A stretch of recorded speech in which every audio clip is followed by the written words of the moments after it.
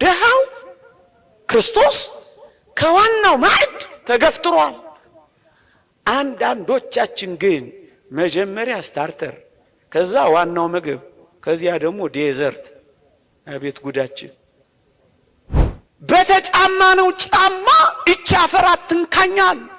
በምንነዳው መኪና ድሃውን መስታወቱን ዘጋንበት፣ ስቲከር ለጠፍንበት፣ ክርስቶስን አባረር ነው። ከዕለታት አንድ ቀን ለመቅደስ የምንሰጠው ብር፣ ያውም ደጅ ተጠንተን የምናመጣው ገንዘብ። ተው እንጂ ምዕመናን! ድሆች እኮ በዚህ ዘመን የሚደርቡት ብርድ ልብስ አጥተዋል። እኛ በብራንድ ተጨናንቀናል። አንተ ከተገቢው በላይ ትመገባለህ። ክርስቶስ የሚያስፈልገውን እንኳን አልበላም። አንተ የተለያዩ ኬኮችን ትበላለህ። ክርስቶስ የደረቀ የዳቦ ቁራሽ እንኳን አልበላም። አንተ የተጣራ የወይን ጠጅን ትጠጣለህ። እሱ ቀዝቃዛ ኩባያ ውሃ እንኳን አልሰጠኸውም። እርግጠኛ ነኝ ለጌታችን ለተወደደ መድኃኒታችን ስጦታ ስጡ ብላችሁ ሁላችሁም እጃችሁ እንደምታወጡ አምናለሁ። እውነት አስብ። ግን አሁን ያልኳችሁን በማድረግ ለክርስቶስ እንስጠው።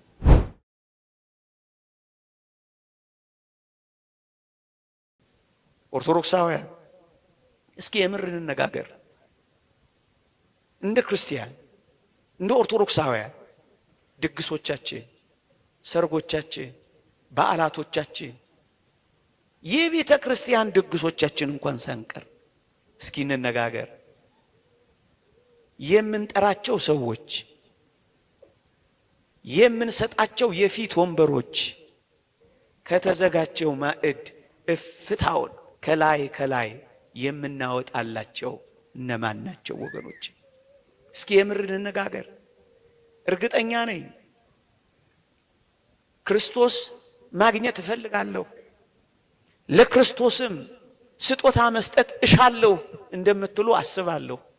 ወገኖቼ የድግሶቻችሁን፣ የሰርጎቻችሁን፣ የምርቃቶቻችሁን፣ የበዓላቶቻችሁን፣ የልደትና የክርስትና በዓላችሁን፣ የልጆቻችሁንም በዓል እንኳን ሳይቀር ተውቴ ሙት ዓመትና ተስካር እንኳን ሳይቀር የፊት ወንበሩ ለክርስቶስ ነው የሚለቀቀው። ለክርስቶስ የፊቱ ወንበር ሲለቀቅ ምን እንደሚሆን ታውቃላችሁ? እንዲህ ይላል የእግዚአብሔር ቃል፣ ላንብብላችሁ። ግብዣ ባደረክ ጊዜ ድሆችንና ጉንድሾችን፣ አንካሶችን፣ እውሮችንም ጥራ፣ የሚመልሱት ብድራት የላቸውምና ብፁዕ ትሆናለህ፣ በጻድቃን ትንሣኤ ይመለስልሃልና ይላል። ወገኖቼ ግብዣ ባደረጋችሁ ጊዜ የፊት ወንበሩ የድሆች ነው። የፊት ወንበሩ የምስኪኖች ነው። የፊት ወንበሩ የጉንድሾች ነው። የፊት ወንበሩ የተራቡት ነው። ቅድሚያውን እንግዲያው ስለ ክርስቶስ ነው የምትሰጡት። ለማን ነው የምትሰጡት? ወገኖቼ እውነት እንነጋገር ከተባለ ክርስቶስማ በዘበኛ ይባረር የለ በዚህ ዘመን። እውነት አሰብ በራችንን እንዘጋና እኛን የመሰሉትን እንጠራና አንጥራ እያልኩ አይደለም። እኛን የመሰሉትን እንጠራና ክርስቶስስ በር ይዘጋበታል፣ በዘበኛ ይባረራል። እውነት አሰብ እንደው ራሳችንን እንየው። አስከፋዋችሁ ይሆን? በዘበኛ ይባረራል፣ ክርስቶስማ በር ይዘጋበታል። ወገኖቼ በክንፉ ጥላ ስር ያሳረፈንን አምላክ እውነት እንነጋገር ከተባለ ክርስቶስንማ በፀሐይ አስመትተነው የለ? ፀሐይ ላይ አናሰጣቸው። እነሱ እኮ ክርስቶስ እኮ ናቸው። በፀሐይ ላይ ያሰጣታችሁታል። እጅግ ይደንቃል።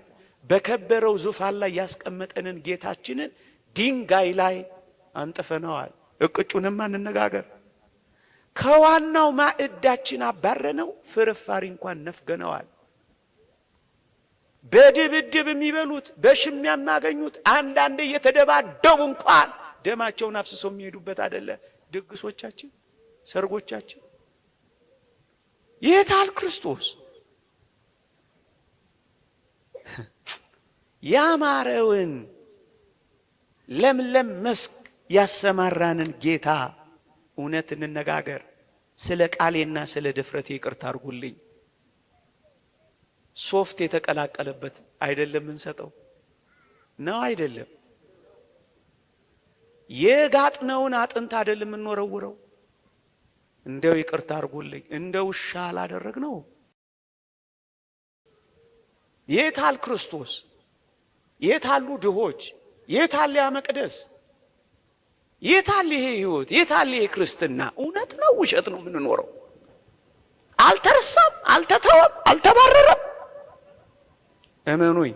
ደግሞም ታውቃላችሁ በዚህ ዘመን ትርፍራፊ እንኳን ያለ ዋጋ ማግኘት አስቸግሯል። ትልልቅ ሆቴሎች ትርፍራፊን እንኳን ለደሃ በገንዘብ መሸጥ ጀምረዋል። ምን ማለት ነው? የፊቱ ወንበር ከክርስቶስ ተባሯል።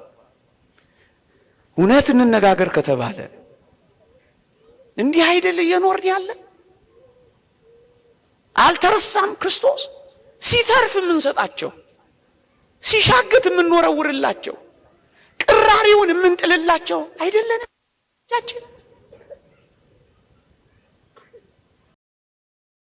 እንደውም ሊቁ ቅዱስ ዮሐንስ አፈወርቅ ዳግመኛ እንዲህ ይላል፣ በረከቱ ትደርብንና በሞቴ ስሙኝ። እንዲህ ይላል፣ አንተ ከተገቢው በላይ ትመገባለህ። እየሰማችሁት ነው? እንዳይከፋችሁ። ቢከፋችሁስ እውነት ከመናገር ወደ ኋላ ይባላል። እንድንሰራው እኮ ነው። እውነት አሰብ ከጾም ጋር አላልኳችሁ?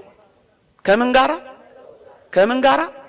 ከጾም ጋራ አብሮ የሚወሰድ አላ አንዳንዴ ጨጓራ እንዳይነካ እያሉ አብሮ የሚሰጡት ከጾም ጋራ። አንተ ከተገቢው በላይ ትመገባለህ። ክርስቶስ የሚያስፈልገውን እንኳን አልበላም። አንተ የተለያዩ ኬኮችን ትበላለህ። ክርስቶስ የደረቀ የዳቦ ቁራሽ እንኳን አልበላም። አንተ የተጣራ የወይን ጠጅን ትጠጣለህ። እሱ ቀዝቃዛ ኩባያ ውሃ እንኳን አልሰጠኸውም።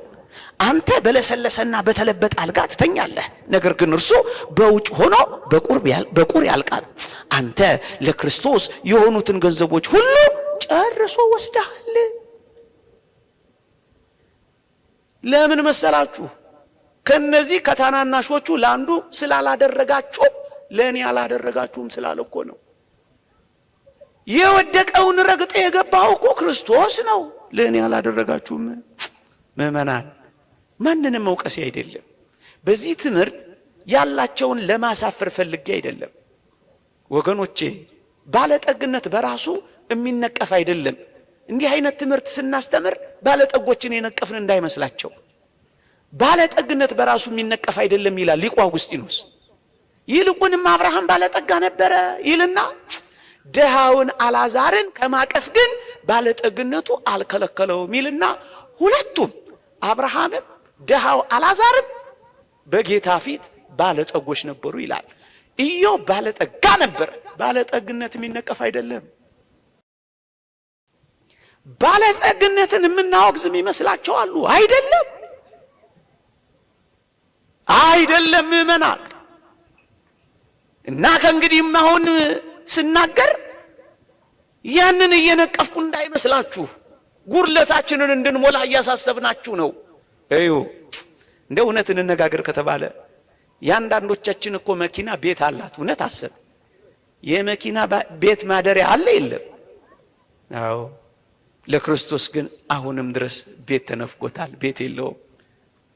ለአንዳንድ መኪኖቻችን እኮ አቡጀዲ ጨርቅ የሚለብሱ ያማረ ልብስ ለብሰው የሚኖሩ መኪኖች አሉ።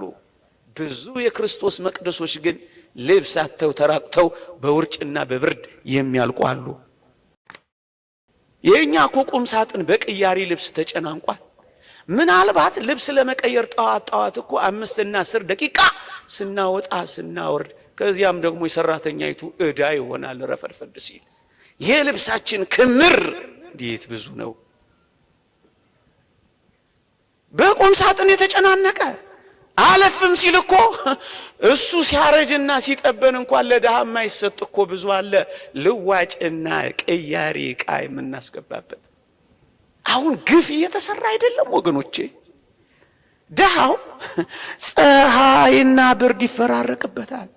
አንዳንዶቻችን ግን ሞዴል መኪናዎችና ሞዴል ልብሶች እያፈራረቅ ኖረናል። ታዲያ ክርስቶስ የታል? ከዕለታት አንድ ቀን ለመቅደስ የምንሰጠው ብር፣ ያውም ደጅ ተጠምተን የምናመጣው ገንዘብ። ተው እንጂ ምእመናን፣ ድሆች እኮ በዚህ ዘመን የሚደርቡት ብርድ ልብስ አጥተዋል። እኛ በብራንድ ተጨናንቀናል። ድሃው ክርስቶስ ከዋናው ማዕድ ተገፍትሯል። አንዳንዶቻችን ግን መጀመሪያ ስታርተር፣ ከዛ ዋናው ምግብ፣ ከዚያ ደግሞ ዴዘርት። አቤት ጉዳችን!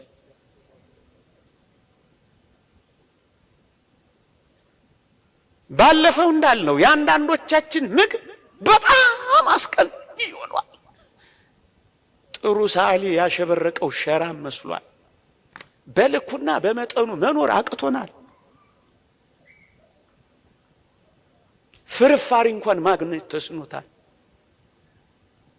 ወገኖቼ ታዲያ ይሄን ሁሉ ከተነጋገርን በኋላ በረሃብ ምክንያት ክርስቶስ በረሃብ ምክንያት ለሞት ከተቃረበ በጌጣጌጥ ያሸበረቀ እኛ ምናችን ነው ወገኖቼ?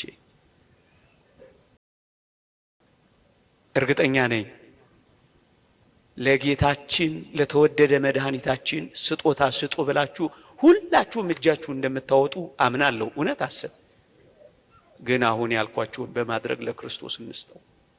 መጽሐፍ ቅዱስ እንዲህ ይላል፣ መልካም በማድረግ እንጂ በሹሩባና በወርቅ ወይም በእንቁ ወይም ዋጋው እጅግ በከበረ ልብስ አይሸለሙ። እህቶቼ፣ እናቶቼ በመልካም ማድረግ ተሸለሙ። በልክና በመጠን ኑሩ። ወርቅና እንቁ በማድረግ ያጌጠ ልብስ በመጫማት በማድረግ በመልበስ ድሆችን አታስቀኑ። በልኩና በመጠኑ ኑሩ ነው እኮ የሚለው። ይልቁንም መልካም በማድረግ በትሩፋት ታጌጡ ዘንድ ውደዱ ነው የሚለው። ይሄ ትሩፋት ምንድን ነው? ልጆችን በመልካም ማስተዳደር፣ እንግዶችን መቀበል፣ የቅዱሳንን እግር ማጠብ፣ በክርስቶስ ምዑዛት መሆን። በዚህ በትሩፋት አጊጡ። መልካም በማድረግ አሸብርቁ እንጂ ልከኛ ሁኑ። መጽሐፍ ቅዱስ እንዲህ ይላል፣ በልብስ ጌጥ አትታበይ፣ በከበርክበት ወራት ራስን አታኩራ ይላል። ስንቶች ኩሮዎች ሆን በልብሳችን ምክንያት ኮራን። ባጌጥ ነው ሀብል ተመጻደቅ፣ በተጫማ ነው ጫማ እቻ አፈራት ትንካኛል። በምንነዳው መኪና ደሃውን መስታወቱን ዘጋንበት፣ ስቲከር ለጠፍንበት፣ ክርስቶስን አባረር ነው። የክርስቶስ አድራሻው የት ነው ካላችሁኝ፣ በደሃ ወይም በእንግዳ ሰው ነው።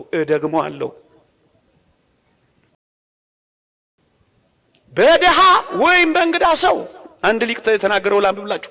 ክርስቶስ ዘወትር ወደኛ የሚመጣው በደሃ ወይም በእንግዳ ሰው ነው። ክርስቶስን እንኳን ደህና መጣ ማለት ከፈለጋችሁ ቢያንስ አንድ ደሃ ይኑራችሁ መታጎርሱ፣ አንድ ደሃ ይኑራችሁ መታለብሱ፣ አንድ ደሃ እንኳን ደህና መጣ በሉት ክርስቶስን።